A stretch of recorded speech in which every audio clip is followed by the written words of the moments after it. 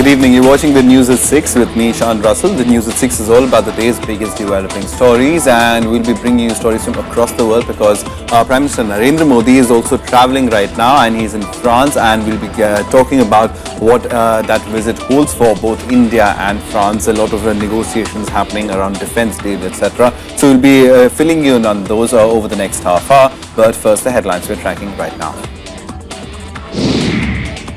Prime Minister Narendra Modi vows to defend right and liberty of every citizen in his UNESCO speech as he begins visit to France. The Hyderabad High Court wraps the Andhra government over alleged staged encounter of smugglers in Chittoor forest, asked the government to file a case of murder. India wraps up rescue operations in Yemen after evacuating over 5,000 people, shuts down embassy in Sana'a. 26/11 attack mastermind Zakir Rahman Lakhvi released from Pakistan jail after court termed his detention illegal. India expresses disappointment with Lakhvi's release. And former Australian captain and commentator Richie Benaud dies at the age of 84 to be given a state funeral.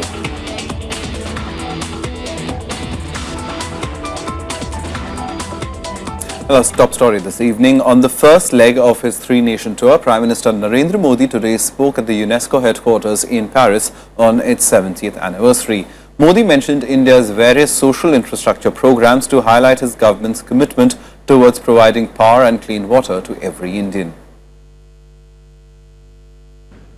Prime Minister Narendra Modi stepped on French soil to a warm welcome by officials there. He also met Indian officials who were there at the Orly airport to greet him. This was Modi's first stop of his three-nation tour. Defence, nuclear and infrastructure development will be the three areas of focus during Modi's visit. The bilateral talks between Modi and François Hollande later on Friday are expected to focus on the purchase of nuclear reactors and fuel from France and also finalize the Rafale deal. India and France are strategic partners, so the discussions between Prime Minister and President Hollande tomorrow will focus on areas of strategic cooperation, which include defense, they include nuclear, and when two leaders of two important countries meet, they will also discuss issues such as which create problems for the rest of the world, including terrorism. They will discuss international issues, including Security Council reform and various regional issues of interest to India and to France. Prime Minister Modi was also given a ceremonial welcome at the Élysée Palace. He was escorted by French Foreign Minister Laurent Fabius as he inspected the Guard of Honor at the President's official residence.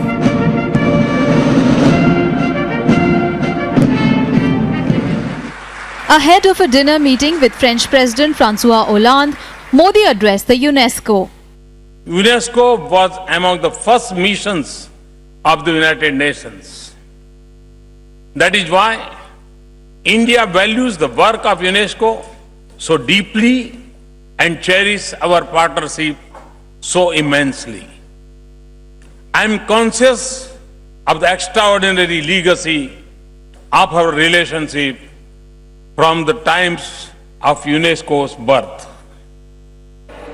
Modi emphasized that India will defend and protect the rights and liberty of every citizen while ensuring people of every faith, culture and creed have an equal place. We will defend and protect the right and liberty of every citizen. We will ensure that every citizen of every faith, culture and creed has an equal place in our society, belief in her future and the confidence to pursue. The Prime Minister later met CEOs of top French companies to attract investment in infrastructure projects in India. Modi was accompanied by top government officials. Bureau Report, Rajya Sabha TV. And Anand K. Sahai, coordinating editor of the Asian Age, now joins us to help us understand. Mr. Sahai, as far as Prime Minister's visit is concerned, this is his link west, as it's being called in diplomatic jargon. his Link West outlook. He's traveling to these countries. First up with France, traditionally cooperation has, we've not had too much of really intense ties. So the Prime Minister, but making that pitch for Make in India very importantly over there and asking foreign companies to invest in infrastructure over here. You're right, of course. The Make in India campaign is new in the sense that we are telling the investors overseas that look here, we are trying to change ourselves. We are trying to get in place systems, procedures which will help you bring your money into our country with the least amount of fuss. So that is one aspect. But please do recall that the link with France is not strictly speaking new. It was in the time of Indira Gandhi, the last phase of Mrs. Indira Gandhi, when she wanted to diversify at that time, especially in the area of defense then, from a very, very strong, though we had a very strong political link with Soviet Union of that time, she did wish to diversify defense purchases, and the country she thought of then was France. And this was because France was, of course, NATO, and yet there were occasions then when France struck discordant notes among the NATO powers. So Mrs. Gandhi thought she could deal with France in a way that would not discomfort, the broad Indian political culture of the day, and also perhaps that it would not be discomforting the Soviet Union at the same time, because she was dealing with a country that was NATO and not quite NATO. Right.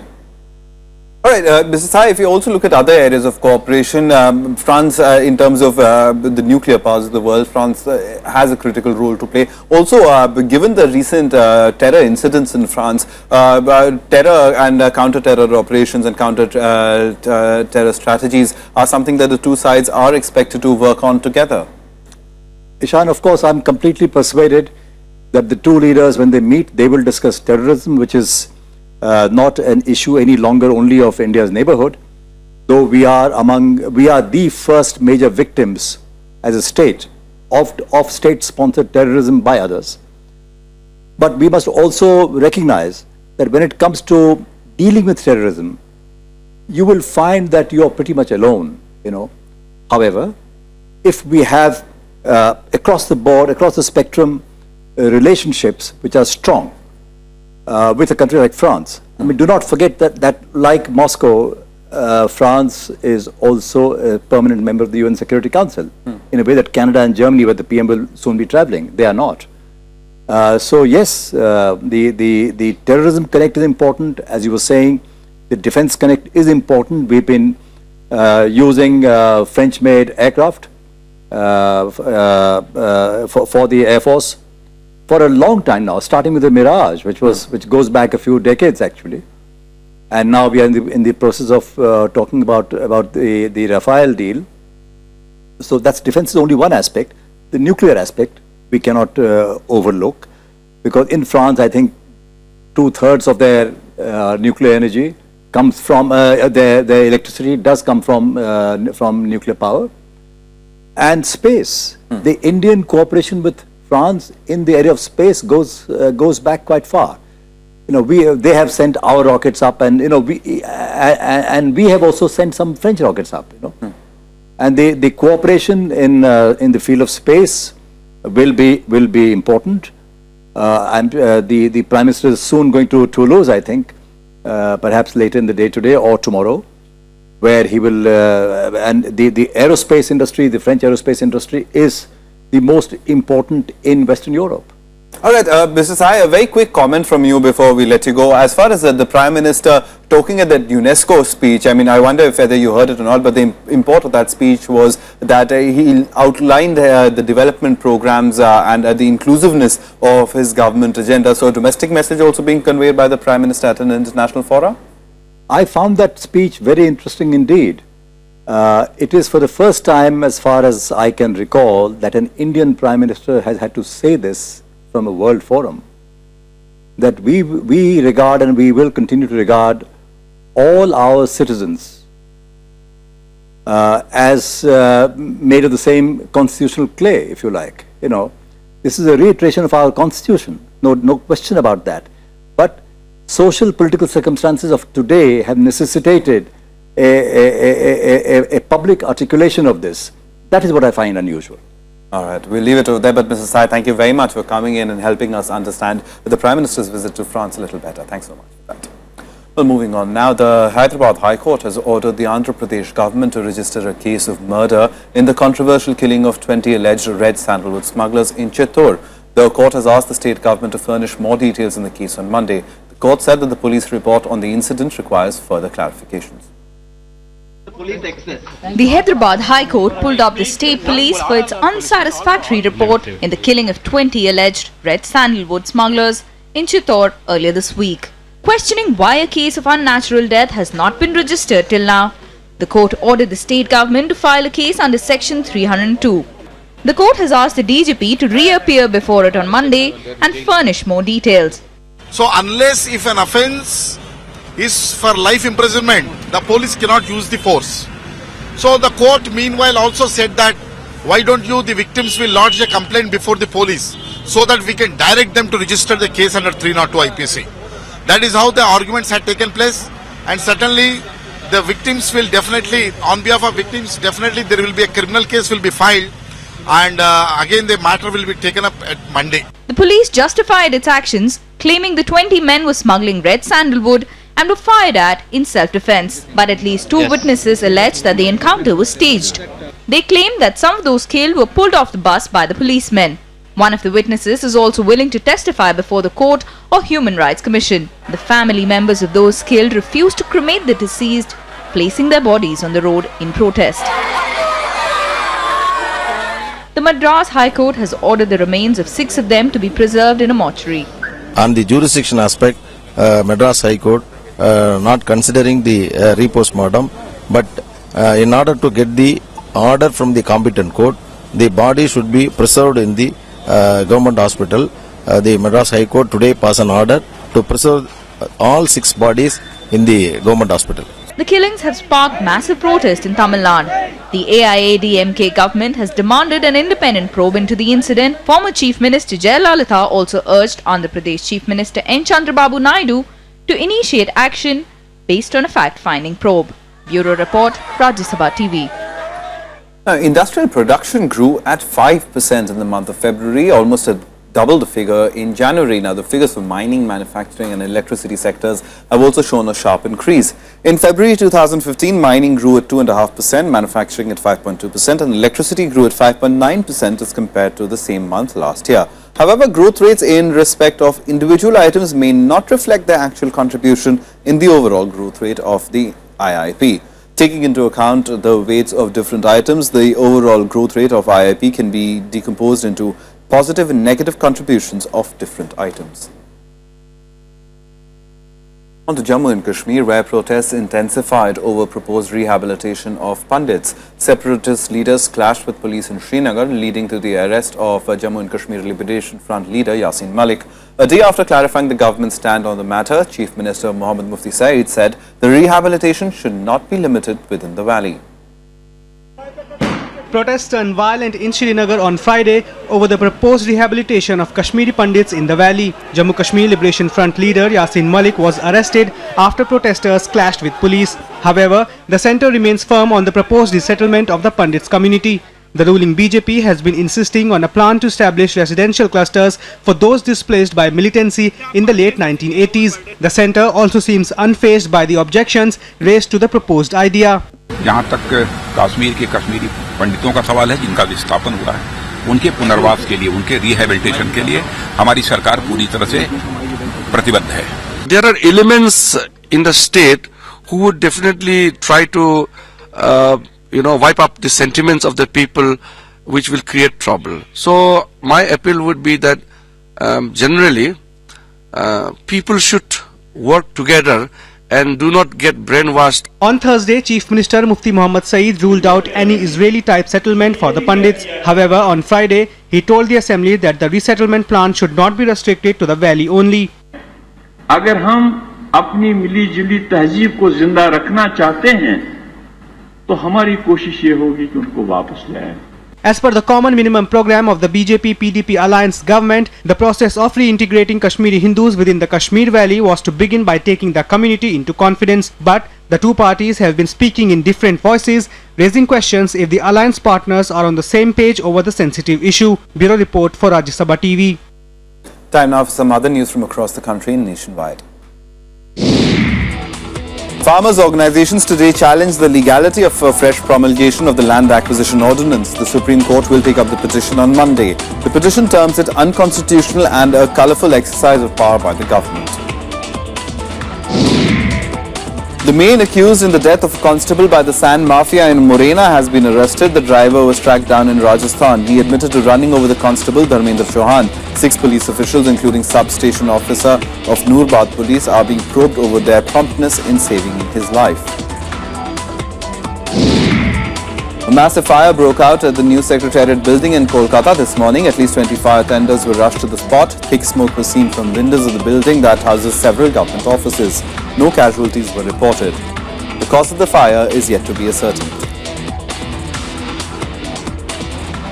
Time for a quick break right now, but coming up on the other side, the United States has accused China of bullying other nations over its claims on the South China Sea. More on that on the other side.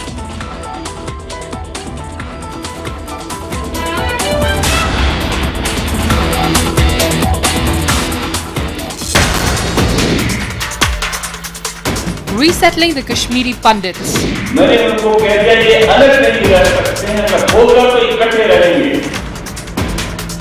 Questions of how and where for the PDP-BJP government. Should they live in separate enclaves? Watch the big picture at 6:30 p.m. and 9:30 p.m. on Rajya Sabha television.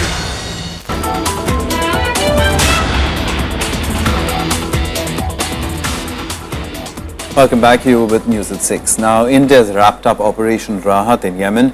The Navy and the Air Force have successfully evacuated close to 5,000 Indians who were stranded there. The last batch of 630 people were brought in from Sana'a today as the centre closed the Indian embassy there as well. India has ended its massive evacuation efforts in Yemen. Amid violent clashes and Saudi-led airstrikes, the Navy and Air Force braved heavy bombing to pull out 4,640 Indians from the war-torn country. That's not all. The forces also helped 960 foreigners from 41 countries to leave Yemen amid the crisis. External Affairs Ministry tweeted that the centre has shut down its embassy in Yemen's capital Sana'a after successful completion of one of the biggest rescue missions undertaken by the country in recent years. काफी challenges हैं और evacuate करने में क्योंकि आखिर के अंदर जो है लोग बाग निकल कर आते हैं तो इसलिए काफी दिक्कत आती है निकालने के अंदर और दूसरा क्योंकि अदन के अंदर बाकी जगह पर गोलीबारी चल रही है सना के आसपास गोलीबारी चल रही है तो जो हालात है उसके अंदर निकालने में परेशानी तो है. One of the last batches of rescued Indians reached home early on Friday. A 5-day-old baby was among the last and the youngest of the Indians to be rescued in the entire operation. We brought the baby in the incubator with phototherapy, oxygen and IV fluids so that during transportation of 5-6 hours the baby is quite stable. So now baby is okay. We will take the baby to the hospital and should be all right. इस वक्त हालात बहुत खराब है. आपस में clashes हो रहे हैं और सऊदी गवर्नमेंट और शिया की और रोज रात को मतलब अटैक होता है. इसके लिए स्कूल वगैरह बंद है और कामकाज ठप हो गया है. On the last day, India rescued over 600 people from Sana'a. 3 special Air India flights will be flying them home, ending the operation that started on 3rd April. Bureau Report, Rajya Sabha TV. Meanwhile, the situation in Yemen continues to deteriorate as Saudi-led coalition airstrikes continue against the Houthi rebels. The militants have reportedly taken the city of Atak in the south and within striking distance of one of Yemen's largest gas fields. The humanitarian crisis in the country is also deepened. However, the Red Cross today made its first shipment of emergency medical aid to the country. A cargo plane arrived in Sana'a carrying over 16 tons of medical supplies. Meanwhile, tensions between Iran and Saudi Arabia deepened as Ayatollah Ali Khamenei denounced the Saudi airstrikes as genocide. Pakistan has also decided against military involvement in the fighting, turning down Saudi Arabia's request to contribute ships, aircraft and troops. We are very happy today because the first plane we wanted to arrive in Sana'a finally arrived after 10 days. Is now full of 16 tons of emergency medical assistance, which is very needy now in Yemen. We expect a second plane tomorrow, hopefully. We have a surgical team as well who arrive in Aden, and now our work will be to distribute this assistance within the country. Now, Pakistan today released the mastermind of 26/11 Mumbai terror attacks, Zakir Rahman Lakhvi. The Lahore High Court had ordered the release, terming his detention as illegal. Lakhvi was in detention under the maintenance of public order after the Pakistani government failed to present sensitive documents against him in the court. Lakhvi was arrested in December 2008 and was indicted along with 6 others in 2009 in connection with the 26/11 attack. He is believed to be a close relative of LET founder and Jamaat ul-Dawa chief Hafiz Saeed. India strongly objected to Lakhvi's release. Home Minister Rajnath Singh has called Lakhvi's release unfortunate.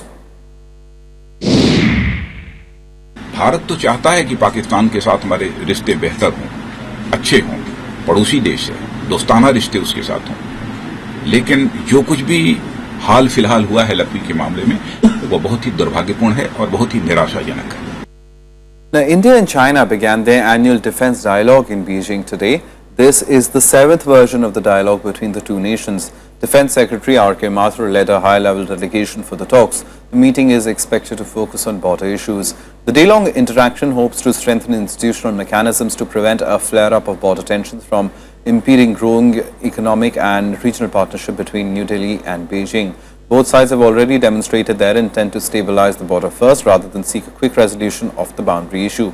The meeting is taking place ahead of Prime Minister Narendra Modi's visit to China next month. Now, the US is concerned over China using its size and muscle to push aside smaller nations over its claims on the South China Sea. US President Barack Obama expressed concern that China is not abiding by international norms and rules, forcing countries in subordinate positions. His comments came after China defended its construction of artificial islands in the South China Sea. Beijing claims it needs to safeguard its sovereignty, where China's territorial claims overlap those of Vietnam, the Philippines, Malaysia, Brunei and Taiwan. China also criticized Obama's remarks, saying the US is trying to throw its weight around. We think this can be solved diplomatically, but just because Philippines or Vietnam are not as large as China doesn't mean that they can just be elbowed aside. And by the way, we don't have a particular view on the territorial disputes, the maritime disputes. Our attitude is simply, let's use the mechanisms that we have in place internationally to resolve them. 我们希望美方呢能够尊重中国与东盟国家的有关努力，那么真正的为促进南海和本地区的和平与稳定发挥积极建设性和负责任的作用。 Now, in a move to improve the icy relationship between the United States and Cuba, the foreign ministers of both the nations met last night for the first time in over 50 years. The closed-door talks between U.S. Secretary of State John Kerry and Cuban Foreign Minister Bruno Rodriguez was held in Panama on the sidelines of the Summit of the Americas.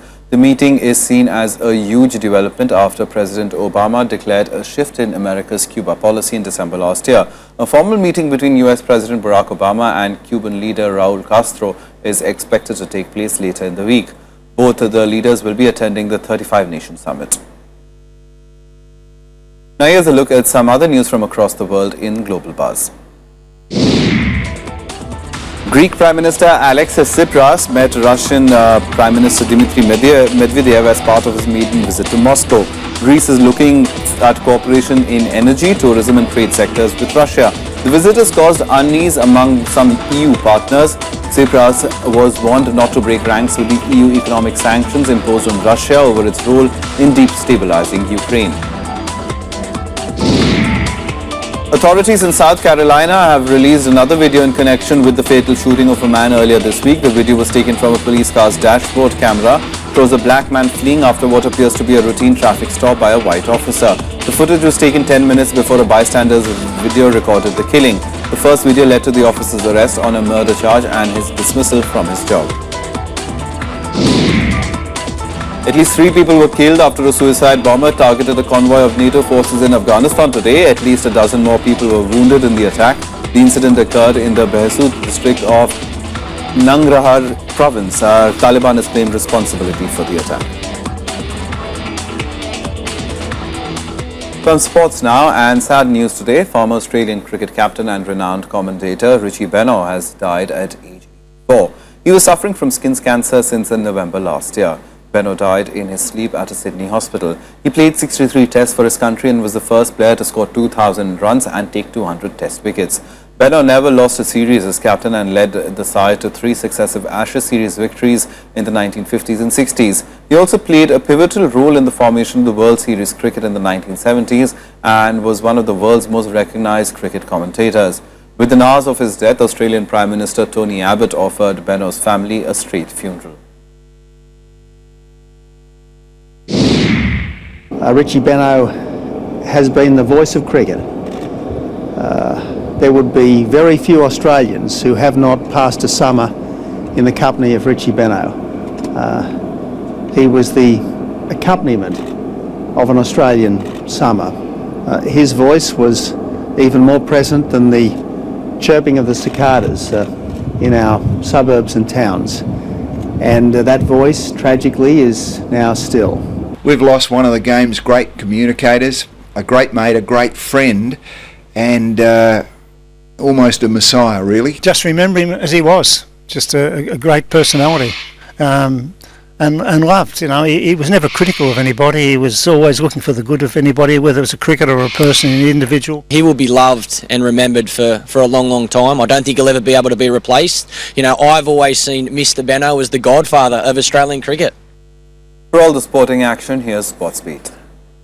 A day before Rajasthan Royals plays its first match, one of its players reported being approached to fix a match. The player informed the team management about the incident that took place about a month ago. The matter was reported to the Anti-Corruption and Security Unit of the Board of Cricket Control in India. Paris Saint-Germain striker Zlatan Ibrahimovic has been suspended for 4 matches by the French League's Disciplinary Commission. The decision comes after his criticism of a referee last month. The Swede striker had lost his temper and vented his anger on television after the team's 3-2 loss at Bordeaux.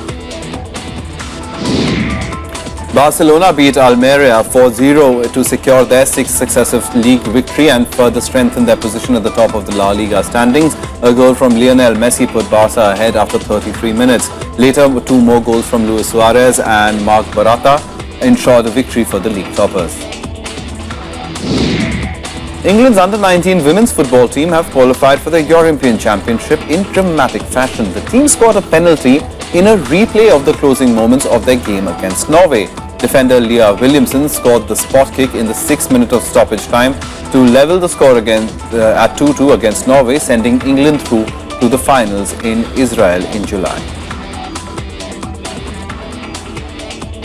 Well, that's all from us. Bye.